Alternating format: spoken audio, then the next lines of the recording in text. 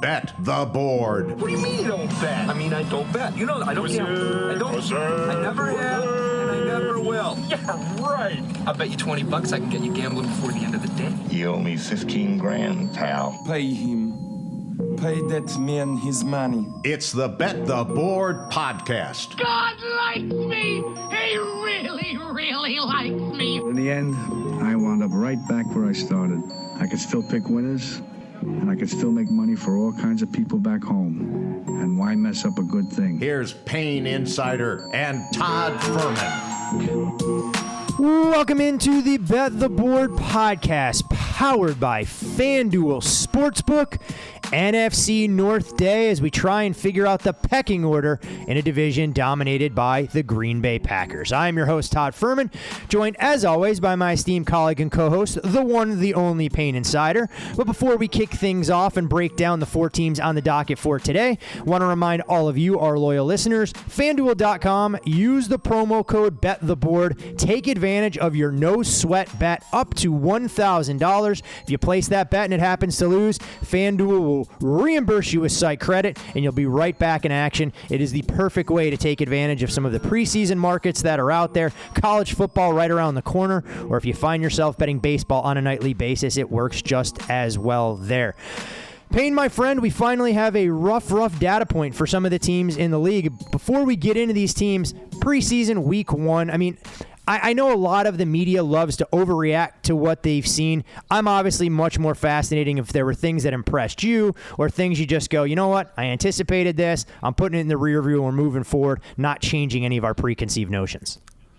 Watch all, see everything, absorb, assess, and that's the process. I don't want to give too much away, but that's really what it is. Now, we're following these things every single hour of the day, updates from camp, and so when you see it materialize on the field, some of the things that you're reading from beat writers, you can say, okay, we saw that, we heard that, it's now translating to the field. You have these extra data points that you just keep aligning, and suddenly you find players that are being undervalued, which ultimately help the overarching team. But I think that's mostly what we're doing. I watch every single play, watch every single game. And you just get an idea of what guys can do, if they're going to be contributors, if they're not going to be contributors. I know you and I talked a little bit off air about, some fantasy things, some player props, and you do start to see those materialize. Ultimately, we talked about the Giants last week, a particular player that might get used quite a bit, and then you see him get 5 touches on the opening drive. So you start to see that process of information trickle down. And a lot of people listen to this podcast. I think the regular casual listener would be shocked, right?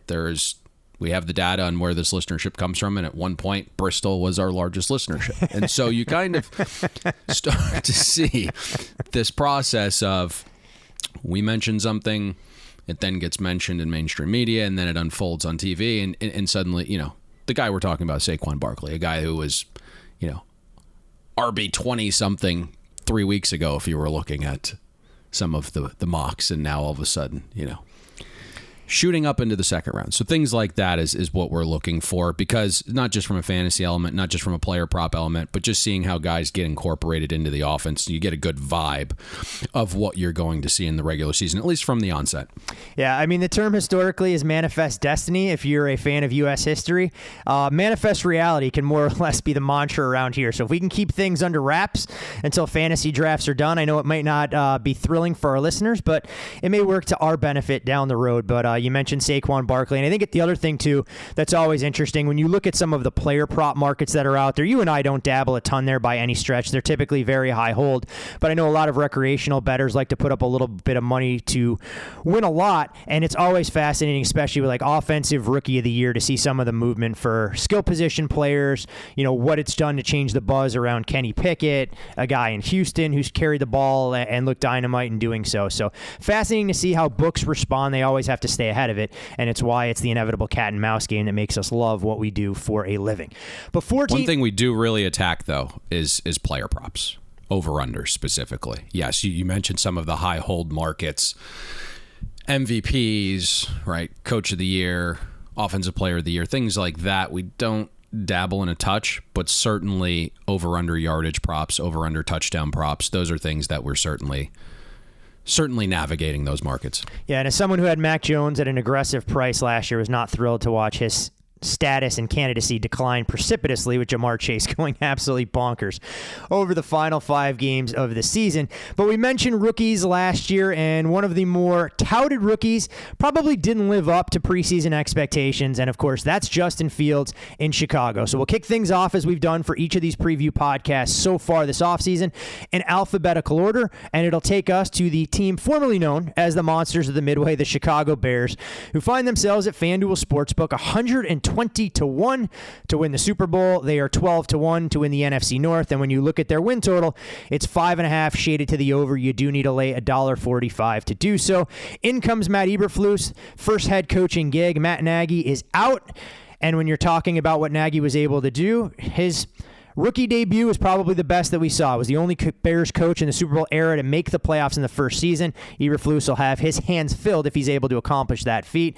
Soldier Field, of course, garnering headlines over the weekend for being the absolute embarrassment it has always been when it comes to turf conditions, and probably why the Chicago Bears will be playing in Arlington Heights sooner rather than later.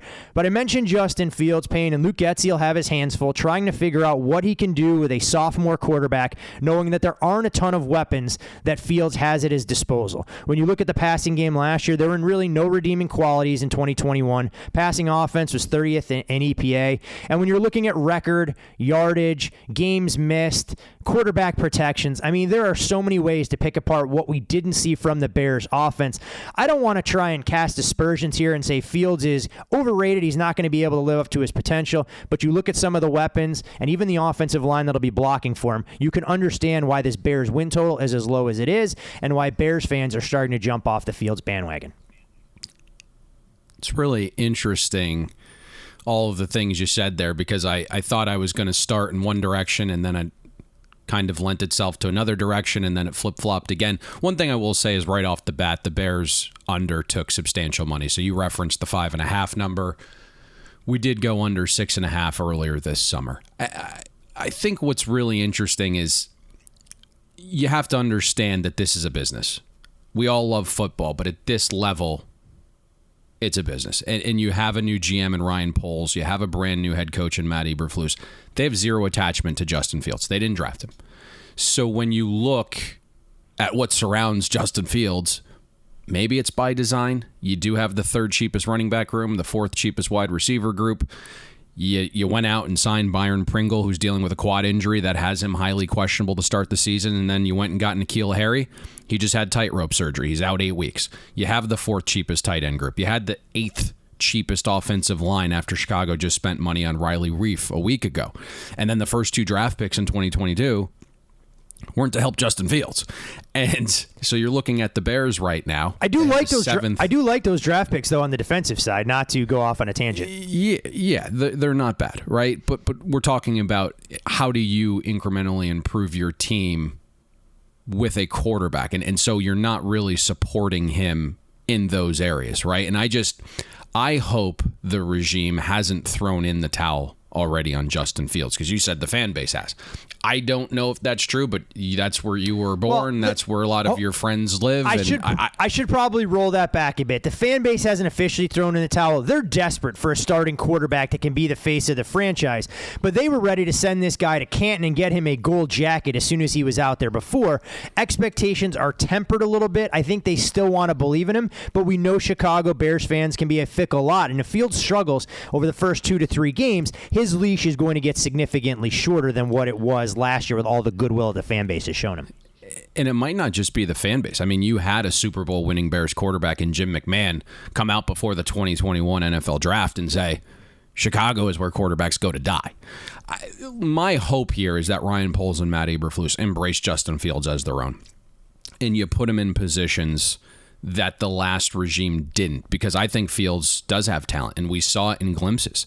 And if Fields can grow, the Bears may actually be onto something, since they have the most salary cap space in 2023, right? Nearly $91 million in cap room next offseason. That's $42 million more than the team with the second most cap space. So if you can get Justin Fields to improve, add that cap space in there, there's light at the end of the tunnel. You could see how this potentially works. Now, I think Justin Fields showed his ability last year when he was actually able to throw and work his magic on first downs. We saw Fields attempt 48 first down passes.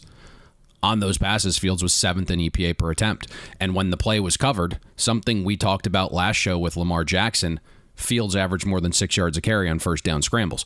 Mobile quarterbacks have to be viewed differently. Turning a covered play into positive yards is one of the most underrated efficiencies in football. Scrambles are the most efficient running play in football. We also saw Justin Fields grow as the season progressed. Over Fields' last 5 starts, he graded out a top 10 quarterback over that stretch. You could really see him get a better grasp of things. He was, using his speed. He was using his athleticism. He was able to scramble a little bit more. And that speed and athleticism led Fields to being the best out-of-the-pocket passer over his final 5 games. You could see Justin Fields handle pressure better. Fields' first 7 games when he was under pressure took 22 sacks on 66 pressure dropbacks, completed just 38% of passes for 3.4 yards per attempt. Fields' final 5 games under pressure, sacks declined 36% despite being pressured on 85 dropbacks. Completion percentage increased 51% when pressured. Yards per pass attempt increased to 6.5 yards. So we saw some progress despite not being put in the best situations. And I think Justin Fields' strengths were really clearly defined out of college. He was mobile, right? He was athletic. He had a rocket for an arm. But past the traits, we saw Fields have a tendency to hold onto the ball to hunt big plays. And when those big plays were covered, Fields would rely on his mobility to get the offense out of trouble. And you could see that in the data. His final season at Ohio State under Ryan Day, Fields held the ball for 3.1 seconds per dropback on average. You go to his rookie season with the Bears, that number eclipsed 3 seconds as well. And so when you hold on to the ball that long, quarterbacks are generally hunting big plays. So you saw Fields' career average depth of target in college was 10.7 yards. That was the highest rate among any quarterback in the 2021 class.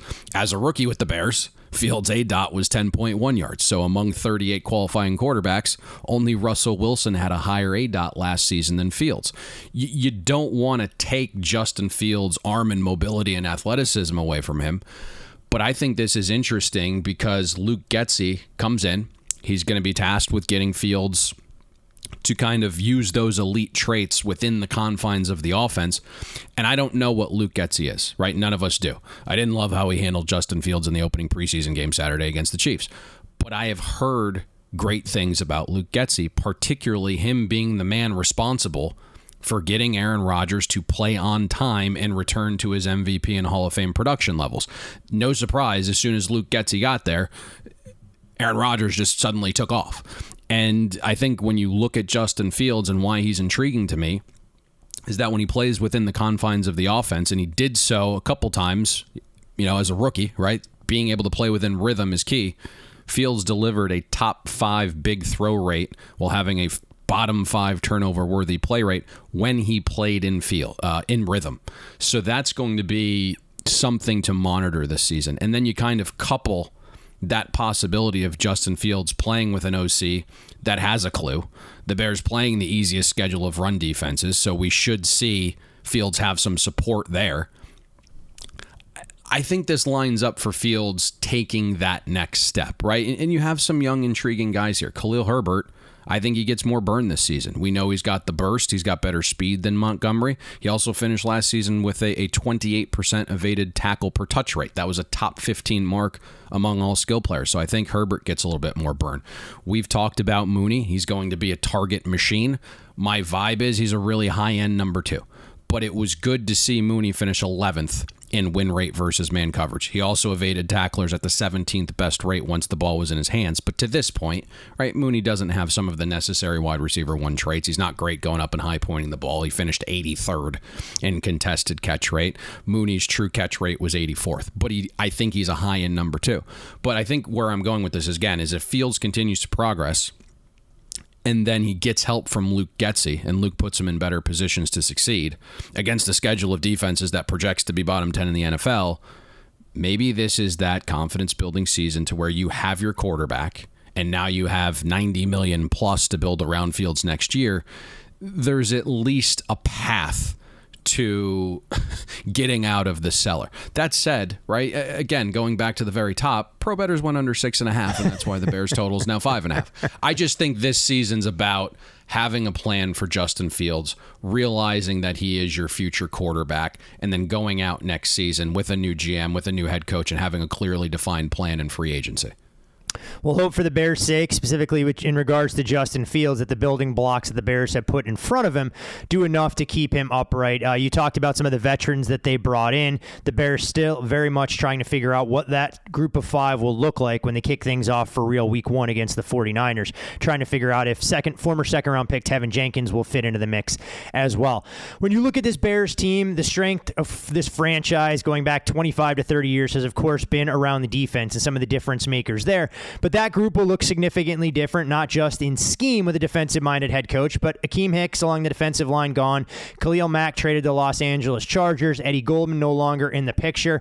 And you'd have to imagine that the Bears should be a lot of zone with 2 high looks if what we saw in Indy is to remain consistent. When you look at Matt Eberflus and what he was able to do with the Colts defense, it felt more vanilla, more bend but don't break. Do we think that type of philosophy will be the same in Chicago? And more importantly, will it be effective with the 17 games the Bears have on their schedule?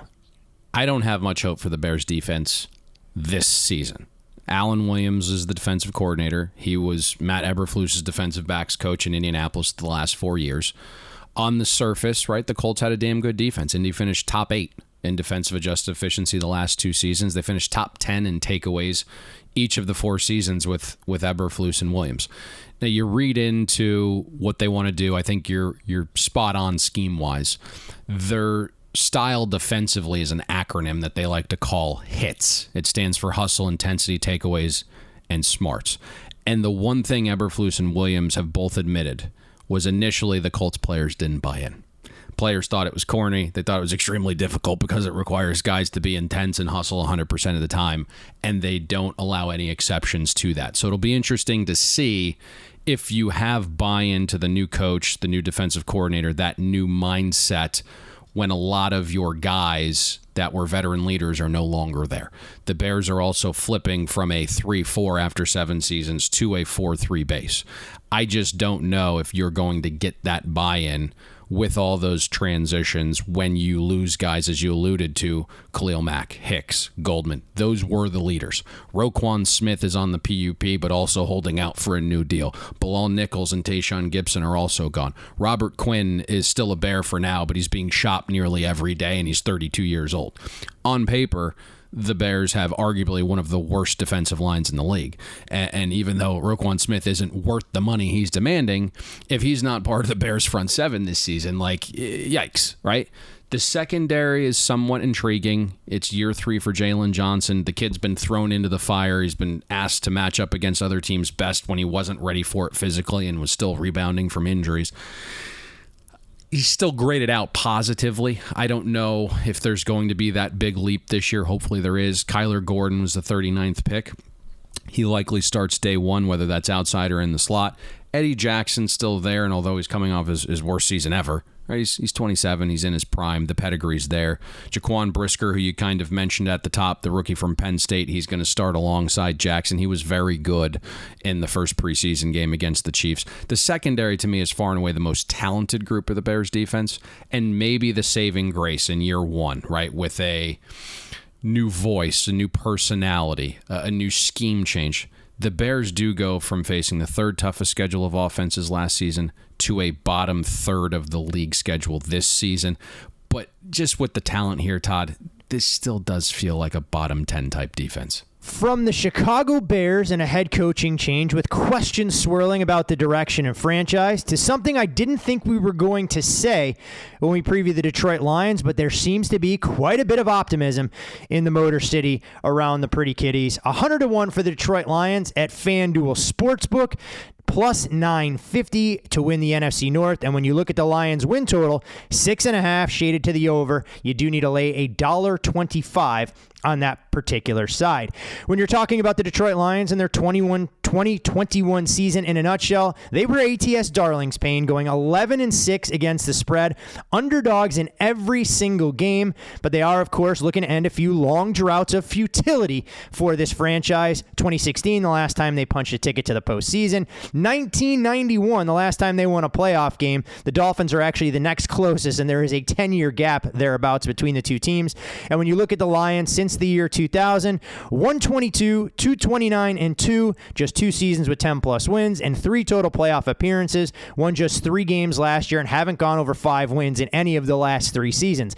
I give you all of that to ask the overarching question: are people misguided in their faith and optimism in the change in culture that Dan Campbell is bringing to the silver and Honolulu blue? So, 2 things. The first, never settle for anything less than a pretty kid. I was waiting. I gave you the bait, and I'm glad you didn't disappoint after doing these shows for 8 or 9 years together. The second thing is, this is such a tough team for me to gauge. I do think we're going to see improvement on the offensive side of the ball. And word is Goff's having a very impressive camp. He looks much better acclimated to the offense and his surroundings, both on and off the field. It's a large difference between going from sunny California to Detroit. So supposedly all of that is in tune now. And Goff actually finished 9th in quarterback accuracy last season, but I think he has to enhance his aggressiveness for the offense to take another step. If you look at Goff, he had the lowest ADOT of 38 qualifying quarterbacks. Only 25% of Goff's passes traveled beyond 10 yards. That was also the lowest rate in the league. And what ends up happening is defenses just squat. Goff didn't make defenses defend the entire field. And now what's supposed to be a strength with this all-world offensive line, those guys are now blocking more bodies. And DeAndre Swift is seeing 8+ man boxes on 28% of carries. So Goff has to, I think, enhance that aggressiveness, throw the ball a little bit further downfield. Detroit's O-line has the potential to be one of the league's best. I love Frank Ragnow. You have Penei Sewell, Taylor Decker. Those are all top 20 picks. Jonah Jackson was the 75th pick when he came out. The Lions then spent $45 million on Big V and free agency. All 5 of those guys graded out positively last year. All 5 of those guys are either in their growth years or prime years. Now imagine how effective those 5 can be if they're not blocking, 1.5 defenders each every single snap. So that's going to be something that I think's on Jared Goff. Open it up a little bit. I think that can happen to a certain extent. It's not really in Goff's DNA, but you look at some of the weapons. DJ Chark should help outside and downfield. When Jamison Williams returns, we know the deep threat he is. Finished top 5 among FBS receivers in yak per reception, yards per deep route, and touchdowns on deep passes. St. Brown in year 2, and Swift underneath catching passes, a nice tandem as well. If you look at St. Brown, I think he's got the chance to be one of the best slot receivers in this league. He finished 11th in yards after the catch, 7th in contested catch rate. Did add an element to the ground game when some injuries arose there with DeAndre Swift. I'm hopeful things open up, not just because of the enhanced weapons, but I think you're going to see this a little bit more scheme-driven as well. Ben Johnson has been promoted from tight ends coach to offensive coordinator. Nothing can be worse than Anthony Lynn. I've been telling you that for years. Dan Campbell didn't get the message. He finally wrote some wrongs after 8 games and Lions fans pulling out their hair. But once Anthony Lynn was fired, Dan Campbell took over play calling duties. So I think Dan Campbell's going to get all the credit. But if you get intel, the actual word out of Detroit is Ben Johnson became the passing game coordinator. Ben Johnson was the guy designing the new route concepts and coordinating the pass game each week. Now, calling plays is completely a different animal here, right? So we kind of have to take this wait and see approach with Ben Johnson. But the data we do have, albeit a small sample, does support Ben Johnson. If you look at quarters 1 through 3 last year with Anthony Lynn calling plays the first 8 games, Detroit's 31st in passing efficiency. Jared Goff was 29th out of 33 qualifiers in EPA plus completion percentage above expectation over that same 8-game stretch to start the season. But from the time Ben Johnson became the passing game coordinator in week 9 through the end of the season, Detroit was 7th in passing efficiency over that stretch, and Jared Goff with 9th out of 35 qualifying quarterbacks in EPA plus completion percentage above expectation. And the schedule difficulty wasn't much different. First 8 games, Lions offense faced a schedule of defenses that finished 17th in adjusted efficiency on average. Final 8 games, 19th. And to me, the intel I received about Ben Johnson can be somewhat confirmed in the data in that Dan Campbell didn't suddenly become more pass happy than Anthony Lynn when he was calling plays. Campbell actually lowered the pass rates on second and third down. Pass rates on first down stayed identical. The only thing that changed was Ben Johnson leading the pass game and seeing a massive uptick in passing efficiency. And so if that can continue forward, you can see the Lions progress a little bit this season, Todd. Yeah, you mentioned what we saw from this team as far as a couple of the weapons in Amon-Ra St. Brown, and just to kind of highlight your points, he finished the season with 6 straight games of at least 8+ catches, 70 yards, and touchdowns in 5 of 6. Obviously a fantasy boon for a lot of folks out there that were able to snag him off the waiver wire. Ironically enough, he's a player that we identified in the preseason, and he just kind of became an afterthought, but to your point, really became a key cog for everything Detroit wanted to do in the passing game and even running the football when Swift was sidelined. Last year, when you look at the way the ground game worked out, it was a more or less a timeshare between Swift and Williams. Swift finished the season with 213 touches to Jamal Williams at $179. Obviously, DeAndre Swift, during a short time in the National Football League, his negative has been his durability, but when you have a talented offensive line, you hope that he can manifest out there and continue to find some of those big plays as Detroit will look to pick up more chunk yardage in 2021. For this team defensively, for any silver lining there was on the offensive side, defensively, it was a downright dumpster fire at points. 31st Payne in points per game allowed, 31st in defensive red zone, 31st in generating pressure, 30th in sacks, 29th in total defense, 29th in opponent's third down percentage, 28th in rush defense. For the poor, tortured souls that see themselves as diehard Lions fans, is there any silver lining for what they can expect from their stop unit in 2022? Yeah, that's the tough part. And I think, kind of maybe going back to one of your initial questions at the top about the Lions is the best way to lead into the defense. And I think we talk about this all the time, the trajectory timeline of, bad college programs and NFL organizations. And we've borrowed the Bobby Bowdenism that's now caught on. And it's you go from losing big to losing small and then winning small to winning big. And I think there's zero doubt in my mind the Detroit Lions will be improved year over year, but it does feel like everyone wants to skip the phase for the lovable underdog. And I think you can certainly point and say, Detroit could have beat Baltimore and Minnesota if not for last-second field goals. But the guys saying that never divulged the fact that the Lions were outscored by 110 points the first 8 games last season, were 29th in net EPA per play over that same stretch. They won't mention the Lions' 3 wins came on a final play touchdown to beat Minnesota in the second go-around, that they beat an Arizona team in their typical late-season collapse with Kyler Murray, who was questionable leading up to that game all week, and then their Green Bay win in Week 18 featured Jordan Love throwing nearly half the passes. None of that gets mentioned for the bettors wanting to buy the Lions. Just bury the lead. You can convince yourself whatever you want as a sports bettor and buying a narrative over substance. So, this to me feels very much like the phase where the Lions can go from losing big to losing small. And because of that, we aren't tying up our money on the Lions to go 7-10 and cash that win total bet. Rather, what we did was we attacked the Lions on the idea of improvement, but against teams we were also selling in the weekly game of the year offering. So, for example, we took the Lions plus 7.5 against Dallas week 7. Part of not believing the Lions just start rattling off a ton of wins is the defensive side of the ball, right? It's a big year for Aaron Glenn. You start to hear some of the delusions that some of the beat writers have covering this team, and they're like, Aaron Glenn could be a head coach in the NFL.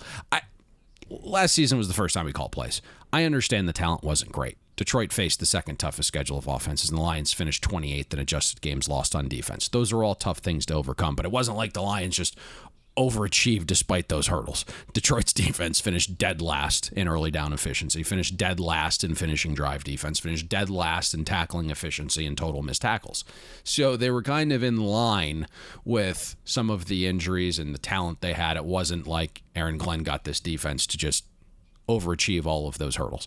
It does help in 2022 that the Lions project to face a schedule of offenses below average. That can certainly aid a leap. And then it comes down to some of the young guys playing to their draft potential. Aiden Hutchinson stays home. He's a day one starter.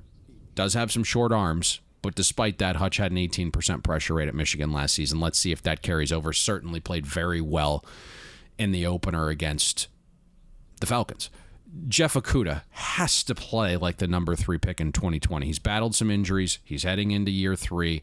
Hopefully he's recovered from some of those injuries. But to this date, he's allowed a 122 passer rating when targeted through 2 seasons. I think it's very unlikely Charles Harris replicates his anomaly season nobody on earth ever saw coming, including the Lions, where he had a 12% pressure rate on pass rush snaps. And then you have a slew of these young guys. Levi Onwukorok. This is the fun portion of the show where Payne tries to pronounce players phonetically. I love this. Onwukorok, maybe that's his name. Aleem McNeil is also there. And then you have Julian Okwara. All top 67 pick guys need to start producing. You had Levy record a stop or a pressure on just 4% of his snaps last season. Grade out one of the worst defensive tackles in the league. Aleem McNeil recorded a stop or pressure on just 6% of snaps. Julian Okwara had a very good season, made that year 2 leap. He led the Lions in pressure rate. The question is, in year 3, can Okwara not be such a massive liability in the run game and as a tackler that Aaron Glenn can actually play him more snaps? Josh Pascal, the 46th pick this year, starting the season on the PUP list. I'm not sure how much he contributes. You have Romeo Okwara. He's starting the year on the PUP list. He said he's fairly optimistic about playing at some point this season. To me, that indicates he's going to miss a good chunk. Among Lions defenders with at least 185 snaps, Romeo graded out the Lions' best defender last year. Linebacker room looks like one of the weakest in the league. You look at some of those projected starters, it's Alex Anzalone, it's Chris Board. Among linebackers with at least 250 snaps last year, Anzalone graded out 87th out of 95 qualifiers. Only one season has Anzalone finished with a positive grade. Chris Board finished 55th out of 95 qualifiers at linebacker. Todd, even with a below-average schedule here, until the young guys prove their worth, it's just tough to project this unit makes a big leap. I just don't think there's enough talent here yet, unless some of these young guys that have been drafted in the early rounds of the last few years suddenly surge. I mean, we didn't really see anything to indicate that there was going to be a massive year 2 leap. Some of these rookies were just horrific last year. So what you're saying, without saying it in so many words, is that the Lions could be must-see TV if the offense takes strides forward and the defense continues to be a dumpster fire. I mean, we could see some CFL-type 50-40 games for Detroit up there in climate-controlled conditions at Ford Field throughout the season. You know, I understand the thought process. I'm kidding. Right? No, I'm just saying, you know, we like the Lions. Dan Campbell's a walking soundbite. That's why they're on Hard Knocks this year. There's some pieces offensively that we like. There's some young guys on this roster that are providing some hope. And then you look at the muddled landscape of the NFC and you start to try to find these under-the-radar teams that can make the surge because the NFC is so weak, and you kind of land on the Lions. And I'm not saying they're not going to improve. I think they do improve. I just don't know if they go from losing big to suddenly winning small in one off season. I just don't get that vibe. Now, they might be week-to-week darlings against the spread again. We'll see. Yeah, for a team and a franchise that hasn't had much to be excited about, you can understand why there's cautious and guarded optimism about the direction this franchise is heading. Dan Campbell has obviously changed the culture a little bit. We'll see if it translates to wins and losses, and maybe, just maybe, this team will have a superstar or two potentially to get excited about, cut from the same cloth as a Barry Sanders or Calvin Johnson. But buyer beware as the betting market reflects increased expectations for the Detroit Lions in 2022. Want to remind... And not to cut you off here, but the other thing is, like, at the top, offensively, you mentioned DeAndre Swift. He's fantastic. But you think about some of his injuries, and a lot of NFL injuries are luck-based. But you go back to his time at Georgia, what were the injuries? It was a knee and a shoulder.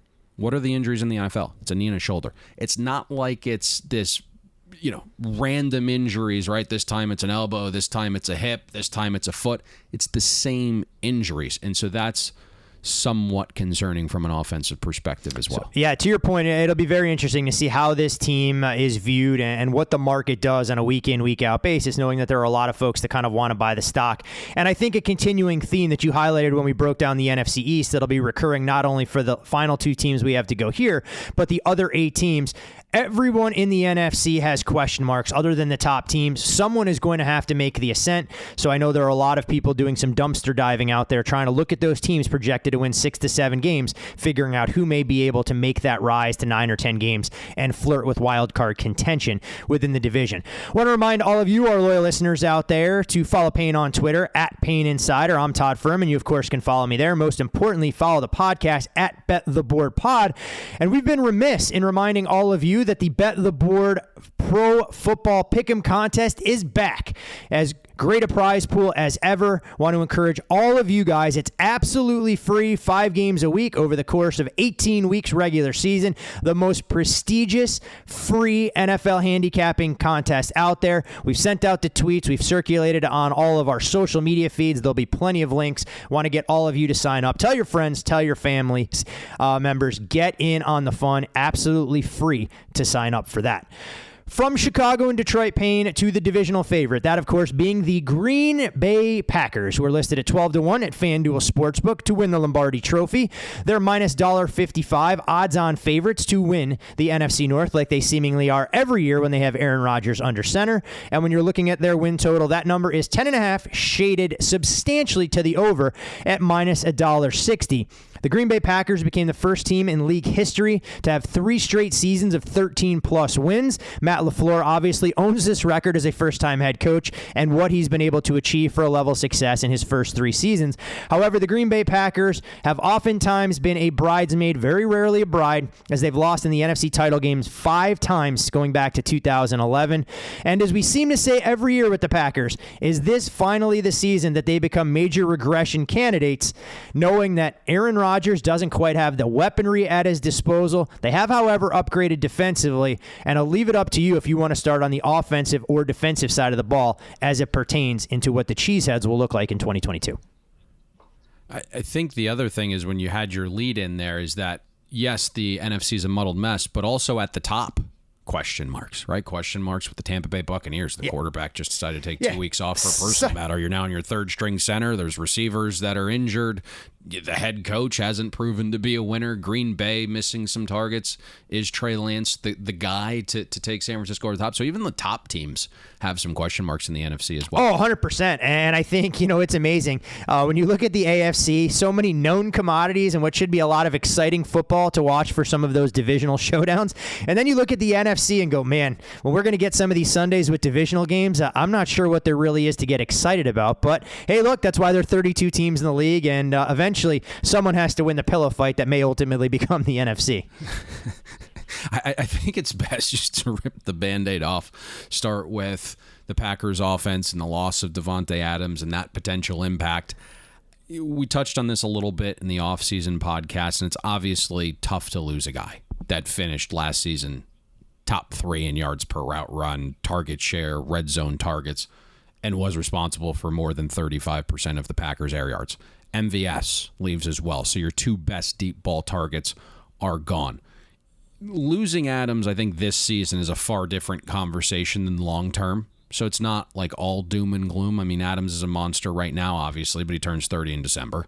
And you wonder what Adams is going to look like at age 32, 33, 34 when that deal kicks in and the Raiders have to pay him, more than $141 million. So I don't fault the Packers for letting Adams walk, and I'm sure to some level the Packers organization dug into some of the simpler numbers and saw that Davante Adams had missed 7 games during his Packers career, and the offense still averaged 32 points in those games. It's not that simple, but I'm sure they did the easy back of the napkin research and uncovered that.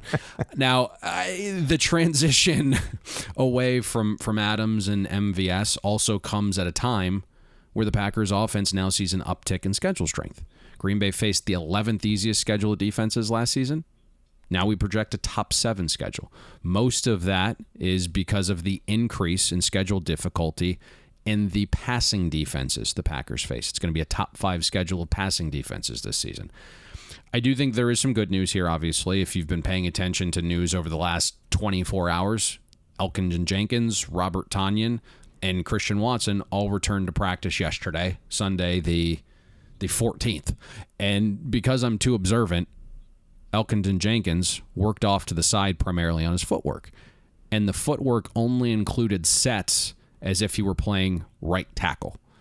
That would indicate to me the never-ending saga of when David Bakhtiari can finally contribute is sometime soon. That's kind of the vibe. We heard that all last year. Every week, David Bakhtiari was questionable. Then he was inactive. Then he was practicing on Thursday. Then he wasn't out there on Friday. Until that guy's actually out on the football field, I don't know how Packers fans get excited about his potential return. Right. And so you need the vets in Bakhtiari and Jenkins to be healthy. You need the young guys like Josh Myers and Royce Newman and Sean Ryan and Zach Tom to be positive contributors right away. Tonyan was activated, as I mentioned, from the PUP. He returned without a brace on his knee. Christian Watson was activated off the PUP. He returned without a brace on his knee. So those are positives. The tea leaves LaFleur is throwing out there indicate Romeo Doubs, the fourth rounder out of Nevada, has a chance to contribute right away. This past week, after Doubs was dominating second and third stringers, LaFleur had him go up against Jair Alexander, and he performed quite well there. And LaFleur was asked why he moved Doubs into that one-on-one matchup, and he said, you always want your best players going against each other. When you watch the film, Dobbs' ability to run routes at his size, make contested catches, and kind of contort his body while the ball is still in the air appears pretty special. We saw that on display in the first preseason game as well. I also think it's clear Aaron Jones picks up some of the receiving slack from Davante Adams leaving.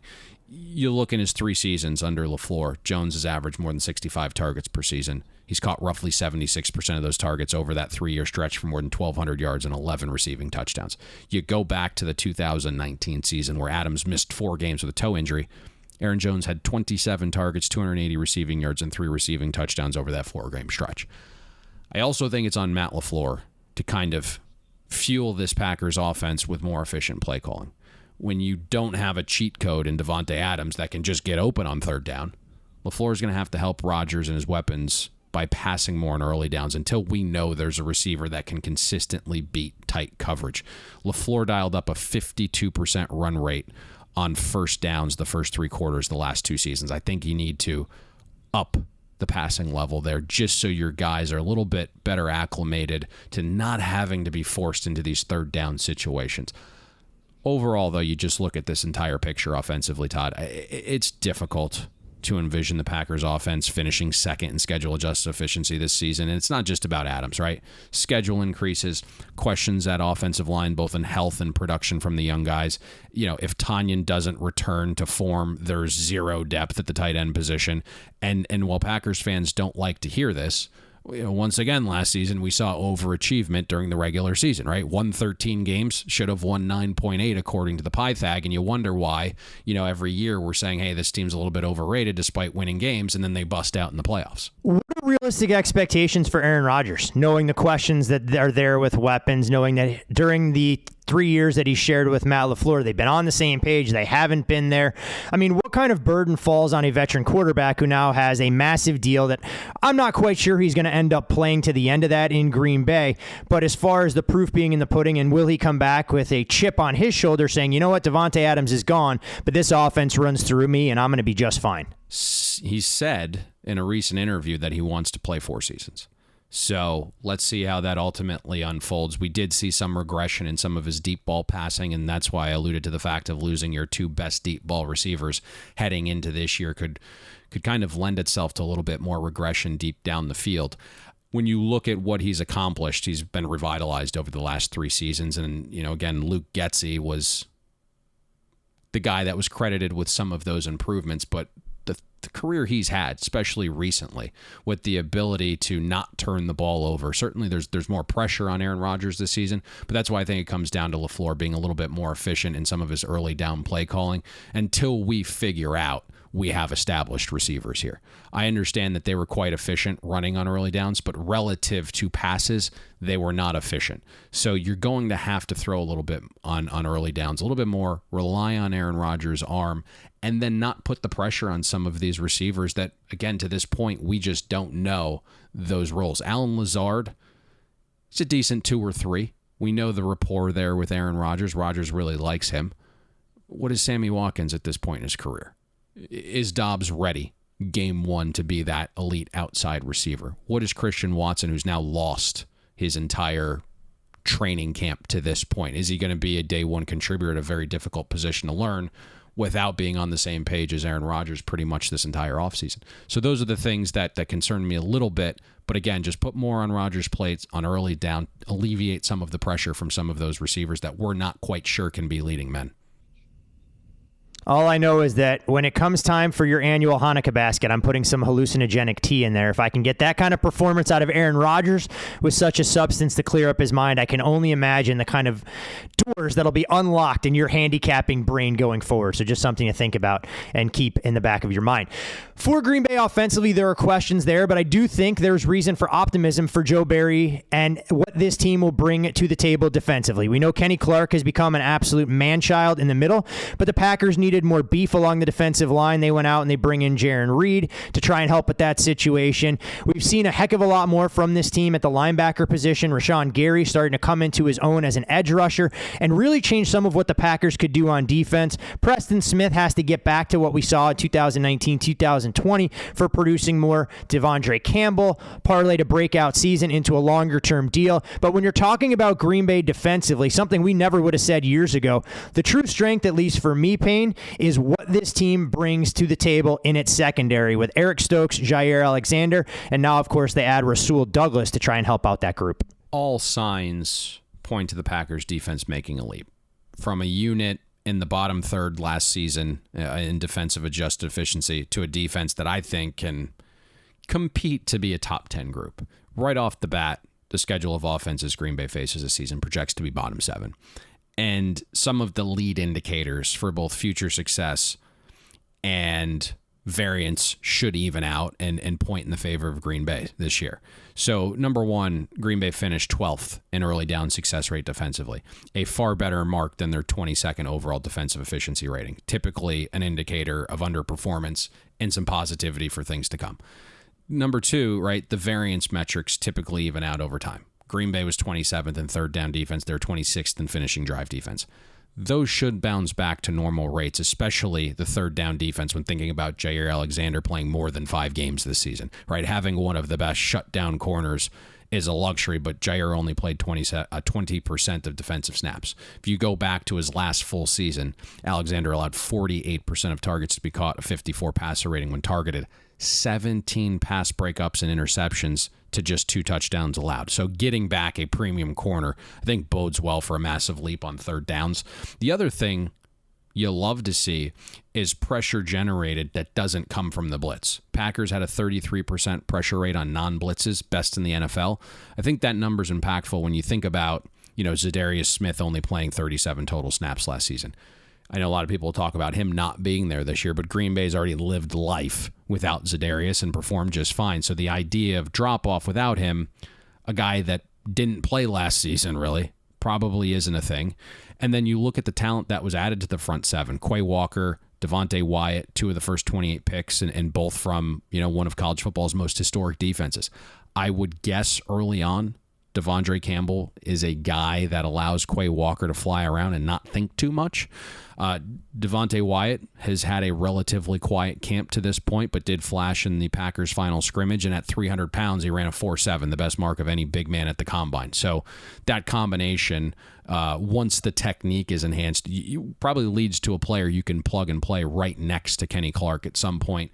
You mentioned Jaron Reed, does a good job bringing pressure from the inside, didn't have a great year last year, but is a nice pressure guy. You also have Lowry, a guy that had a 10% pressure rate on pass rush snaps from the interior as well.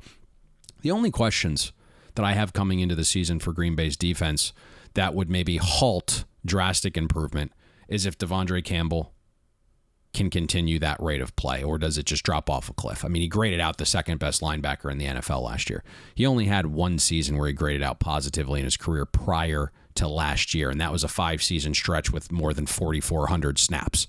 He's only had one positive graded season through that entire time. Hopefully last year wasn't an anomaly. Even if it's not, some tail off would be expected, right? Rashawn Gary, an 18% pressure rate on pass rush snaps. That was in year 3. We obviously have seen him grow up a little bit. We've seen his mold his body to fit this defensive structure a little bit more, and he's been on the field more each of his first 3 seasons. So that was nice to see, but the pressure rate was just off the charts. And I think the final question we have is, as great as the Packers secondary is, and it does have a chance to be one of the league's best, which natural outside corner is going to be willing to play in the slot? Green Bay let Chandon Sullivan, their slot corner, walk in free agency. You have Jair Alexander, Eric Stokes, and Rasul Douglas. They are all natural outside corners. To get them onto the field at once, somebody has to sacrifice and be effective in the slot. Douglas was put there at the star position to start camp. Now suddenly there's more mention of Jair Alexander sliding in there.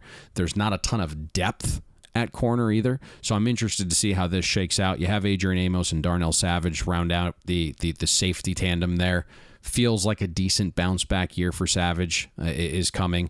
Did tweak his hamstring recently, so let's see how that plays out for the start of the season. Overall, Todd, though, stock arrow up on Green Bay's defense this season. Yeah, it should be an interesting group to watch. I mean, I think from a pure football standpoint, unless you're a fan of a team within the division, not named the Green Bay Packers, you, of course, didn't want to see Jair Alexander out there for 17 games. But for the rest of us, clearly changes the dynamic in terms of what a defense can do. But honestly, Payne, it was tough for me to focus on some of that defensive breakdown when you told me that a guy could just go out there, not think, and fly around. That's how I wish I was able to live my life. But unfortunately, I don't have that luxury at this point at 40 years old. But you do remember Quay Walker. He was during the draft smoke and mirrors sector. There was talks of Quay Walker being drafted by Bill Belichick and the Patriots. And the word that I just kept getting back was, there is not a chance in hell Bill Belichick puts the green dot on Quay Walker because the elevator might not go to the top floor. So if Devondre Campbell can kind of remove those pressures from Quay Walker and just kind of let him fly around out there, I think that'll be a positive. The one thing we haven't seen, though, is those guys really play together in camp to this point a bunch. So hopefully you get some cohesion with those two guys in the middle of your defense. Don't think, just react. It would have made Alvin Mack a ton of money during his time at ESU if he hadn't gotten hurt. You can only wonder about his pro prospects and what he would have been able to accomplish. From Green Bay, who finds themselves as the division favorites, to a team most likely to dethrone them as far as odds makers are concerned, that would be the Minnesota Vikings. They're listed at 40-1 at FanDuel Sportsbook to win the Super Bowl. They're plus 240 to win the NFC North, and their win total sits at 9.5. You do need to lay $1.25 to go under at FanDuel. And obviously the Vikings were long overdue for a change in culture. In steps Kevin O'Connell for Mike Zimmer and immediately changes the focus from a defensive-minded old-school head coach to someone thinking outside the box, trying to get the most out of the wealth of weapons that the Vikings have offensively. When you look at Minnesota's season in a nutshell, they played 14 games last year that were decided by a single possession. They lost an NFL high 8 of them, as Bet the Board listeners know all too well. They were the only game the team lost not decided by just one possession actually came against Green Bay on Sunday Night Football, where Kirk Cousins was ruled out because of the Big C. Again, a best bet that we had that I don't really want to revisit at this point. When you look at the Vikings, they've played 24 one-score games over the last 2 seasons. Last year, they experienced good fortune with turnover margin. There's a good chance that regresses in 2022, but at the same time, a change in offensive philosophy gives reason for optimism that we could see Kevin O'Connell unleash the best of Kirk Cousins, knowing that Justin Jefferson is an absolute monster, and we should expect the Minnesota Vikings offensive line to be better in blocking for Dalvin Cook and Alexander Mattison. To this point, I've spent roughly 25 hours on every team. And even with a first-time head coach and a first-time offensive coordinator, I haven't asked myself the question I have the last handful of years with the Minnesota Vikings. Can the players outperform its head coach's conservative tendencies? There was a point where Mike Zimmer was wildly respected among sports bettors. That point stopped abruptly in 2019. But we felt like players could outperform. Go ahead. Is that about the time where he started dating younger and some of his focus may have come away from the football field when, he's dating an Instagram model and such? Women weaken legs. She is beautiful, though. I would check the fuck out, too, candidly. She's beautiful. Anyways, there was this point where, he kind of fell off a cliff a little bit. And I just felt like last year the players could outperform Mike Zimmer. But we came up a win short. And I think the discouraging part was if you removed the final 2 minutes from each half in every game, the Vikings would have finished 15-2 last season. If the NFL played 28-minute halves, Minnesota would have lost just 2 games last season. That's pretty wild, okay? Now, Kevin O'Connell comes in. He brings Wes Phillips with him. They're both Super Bowl champions with the Rams last year. I wouldn't expect a pass rate below league average on early downs like we saw from Minnesota last season. O'Connell was in Washington calling plays during the 2019 season, and the joke was that O'Connell would call pass plays to set up more pass plays. And that's ultimately what led, defensive-minded head coach Ron Rivera to hire Scott Turner instead, and that sent O'Connell to the Rams. But I think this is an offense that will run the ball. And you think about Kevin O'Connell's very first offensive hire, it was actually a running back coach, Curtis Modkins from Denver. Typically, offensive identities are built from the inside out. And the rumor is that O'Connell doesn't want to go the way of McVay and just be a strictly zone run team. He wants to be multiple. And if you look at Curtis Modkins' Broncos run game last season, it's a mix of zone, it's a mix of gap, still more zone. But O'Connell basically said, defenses right now are seeing a lot more zone run schemes. They're prepared for that a little bit better. We want to be able to adapt if they're proficient in stopping outside zone.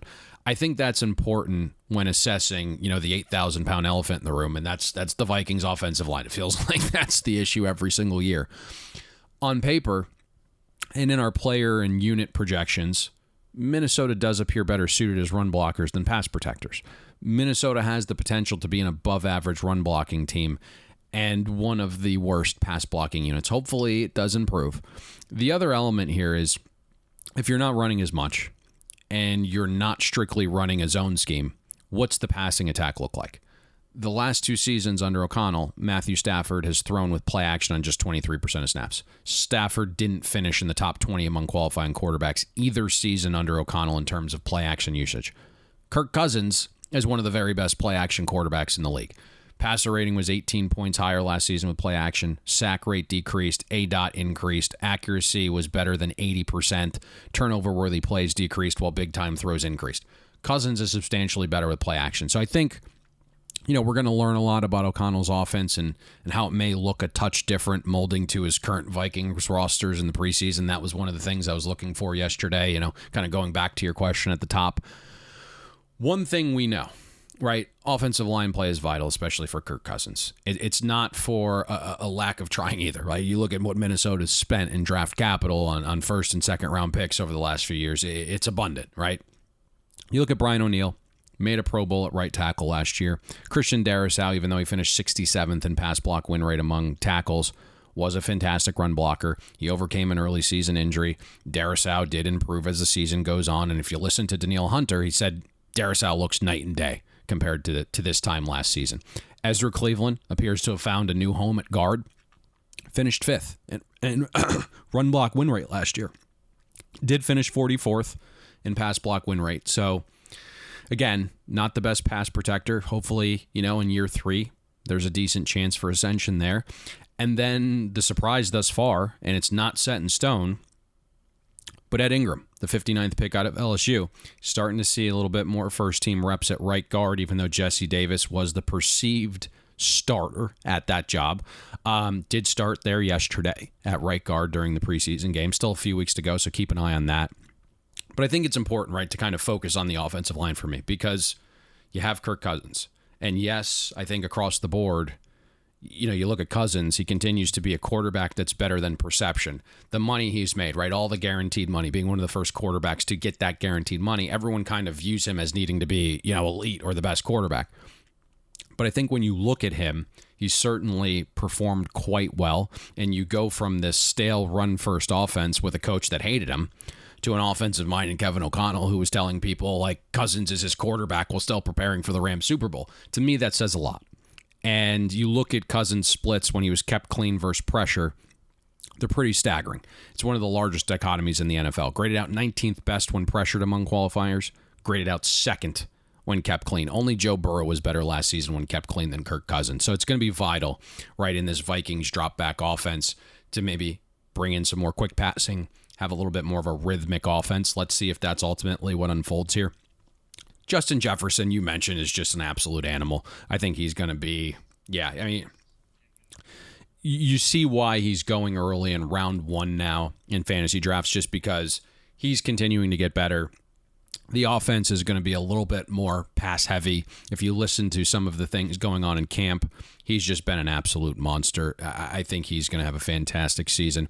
Right, he's coming off a year where he's responsible for more than 45% of the Vikings' air yards.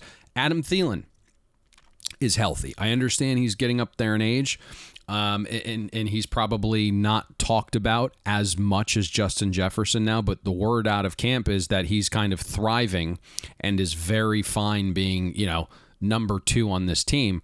So far through camp, everyone's saying Thielen looks like he's kind of back to his 2018 form. He did great out last year as the second best red zone receiver. So, let's not kind of bury him quite yet. Irv Smith could make a little bit of a leap when he returns from thumb surgery. If you look at Wes Phillips' background, he's now the Vikings OC. Phillips was in Washington when Jordan Reed was elite. Phillips was in Los Angeles the last 3 seasons. That's the exact time Tyler Higbee's production started soaring. So I think that's interesting. Your hope, Dalvin Cook can stay healthy and that he's not actually slowing down as a player. You look at some of the metrics, 82% of Cook's yards came on carries where he wasn't touched the first 2 yards. That was a league high rate. It could indicate he's slowing down, but I saw Cooks, right? Looks like he's in great shape. And in Dalvin's defense, he's never really been a huge wiggle guy with elite elusiveness. Cook has always been the one-cut downhill runner that has this innate ability to make that one cut without ever slowing down. But I think all this kind of needs to come together quickly because Minnesota does go from a schedule of defenses and pass defenses that were below average last year to a top 5 schedule in both this season. I do think, though, that the Vikings are poised for a little bit of an outbreak. Yeah, you mentioned Cook, and what I was blown away with digging into some of his numbers, 3 straight seasons with 1,300-plus scrimmage yards. I know, and this coming from a guy who hasn't played more than 14 games in a season during any point in his NFL career, but since 2019, he scored 36 touchdowns. The only 2 players in the NFL that have scored more during that span, Derrick Henry, who's in a class by himself, and one of his division running mates in Aaron Jones. You talk about quarterbacks that Mike Zimmer hated. How about Kellen Mond looking a hell of a lot better, albeit in preseason against the Raiders, than we ever saw last year during the preseason with Mike Zimmer, and maybe Minnesota doesn't have to throw the baby out with the bathwater, and they can be patient with Mond's development as he's putting a legitimate threat into Sean Mannion for being this team's backup going into the season. For the Minnesota Vikings defensively, Payne, Ed Donatel, will see exactly what he can whip up. There's a couple of familiar names that have departed from this Vikings defense, but they did go out and bring in some guys that they think can make an immediate impact. Zadarius Smith, a familiar name back there, Harrison Phillips, Jordan Hicks, and then, of course, you fortify that secondary in the draft with a strong safety in Lewis Sin coming out of Georgia, and Andrew Booth, a player that you weren't quite sure what he was going to project to coming out of Clemson.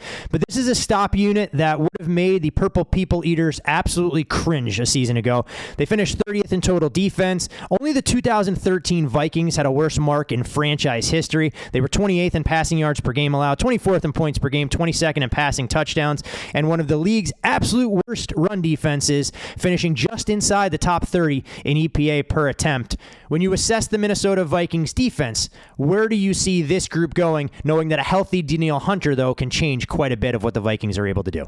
A name few outside of football circles are familiar with is Ed Donatel.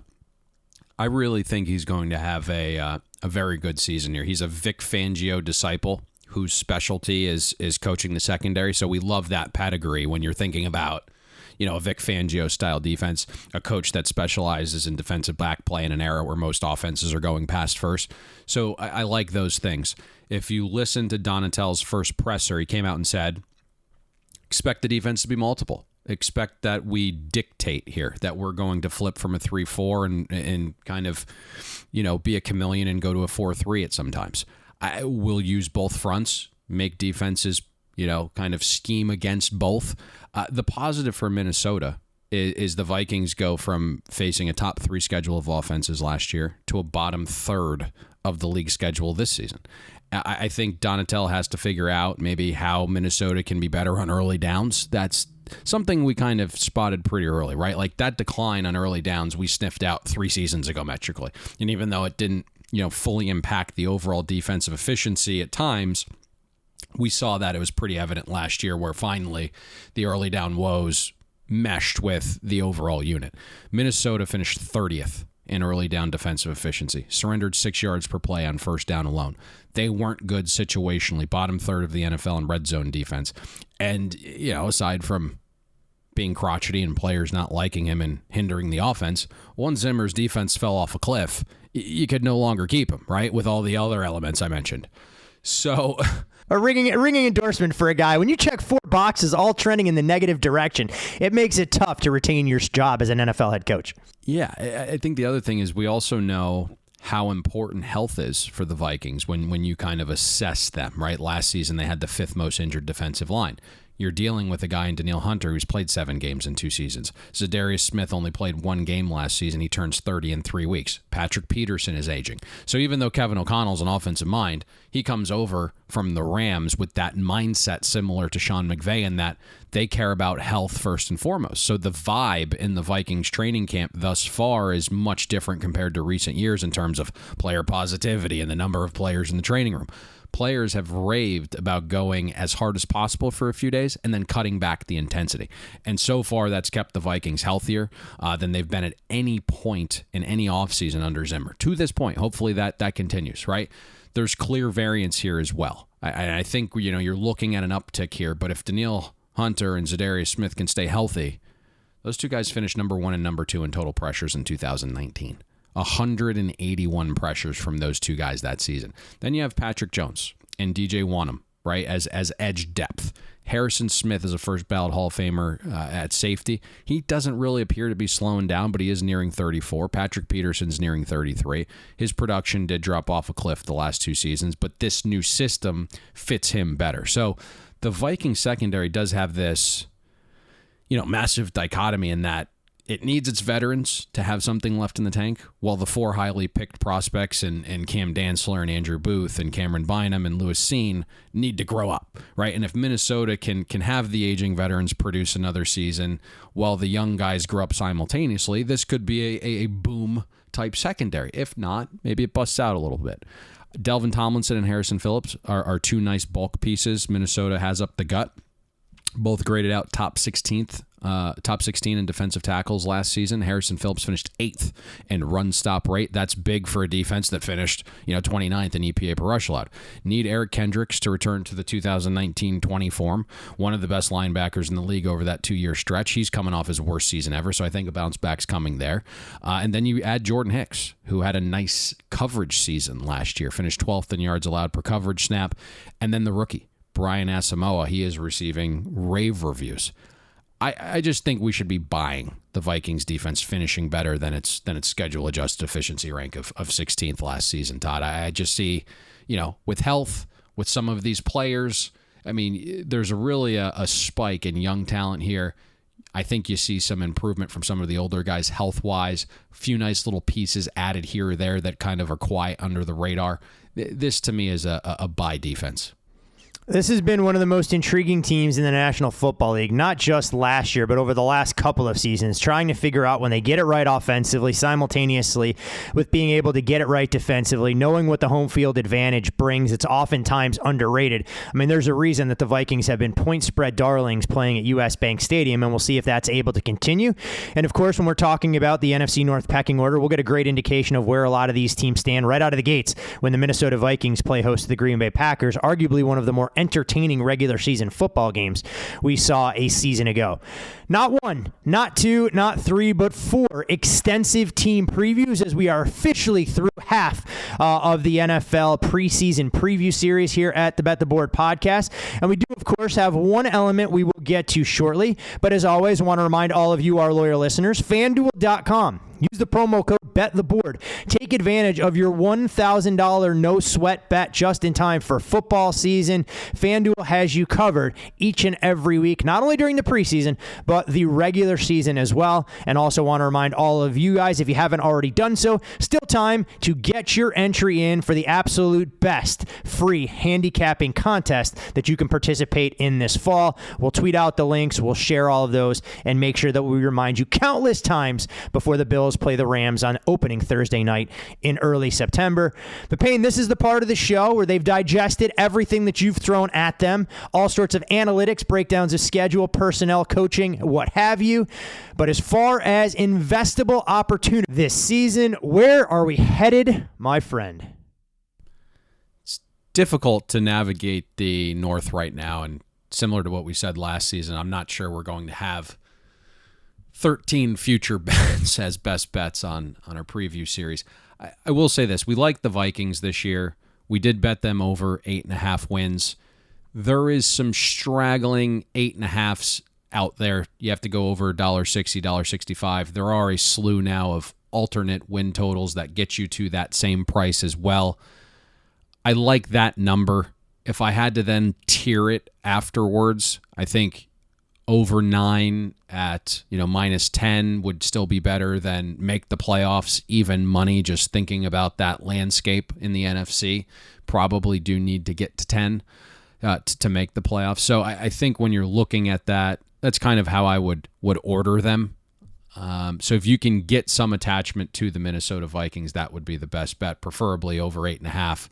minus $1.65 or better, which again, as I look, there's about 3 or 4 spots that have that, then another handful of spots that you can get to that number with alternate win totals, but still find some value in going 9 over minus 10 as well.